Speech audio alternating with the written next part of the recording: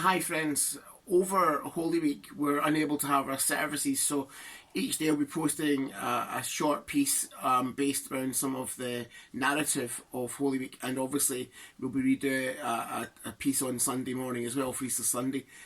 We're going to be following John's Gospel for most of what we're doing this week, and we start to read from John chapter 12 verses 1 to 11. This is the anointing at Bethany.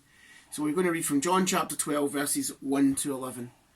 6 days before the Passover, Jesus arrived at Bethany, where Lazarus lived, whom Jesus had raised from the dead. Here a dinner was given in Jesus' honour. Martha served while Lazarus was among those reclining at the table with him. Then Mary took about a pint of pure nard, an expensive perfume. She poured it on Jesus' feet and wiped his feet with her hair, and the house was filled with the fragrance of the perfume. But one of the disciples, Judas Iscariot, who was later to betray him, objected. Why wasn't this perfume sold and the money given to the poor? It was worth a year's wages. He did not say this because he cared about the poor, but because he was a thief. As keeper of the money bag, he used to help himself to what was put in it. Leave her alone, Jesus replied. It was intended that she should save this perfume for the day of my burial. You will always have the poor among you, but you will not always have me.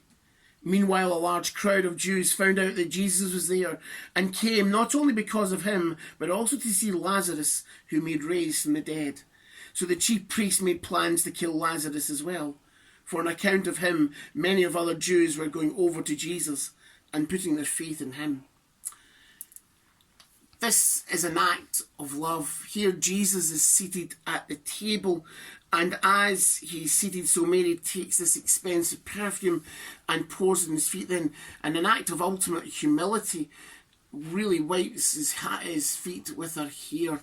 This image of love is one that is enduring within the Christian tradition. But then you've also got the reaction of Judas. Judas is outraged that such waste is taking place. And of course, John can't resist putting in his wee bit of editorial that this is because of the sort of person that Judas was. Acts of love speak louder than any other acts. Someone read just recently on Facebook, somebody posted a quote saying that while the coronavirus spread quickly, the other thing that spreads quickly is hope. And hope spreads through love. Our inspiration for Holy Week today in this reading is that it's acts of love that make the difference.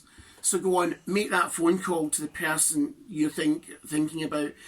Take time to remember people in your thoughts and prayers. Reach out to your neighbours who may be on their own. Be that giver of the act of love that can make all the difference in someone's life. It makes such a difference, and it really lives out the gospel. We will be posting more through Holy Week as we go through this week. It's certainly a very different Holy Week, but wherever you are and whatever you're doing, may you stay safe, may you continue to keep well, and may God continue to bless you. And thank you for being you.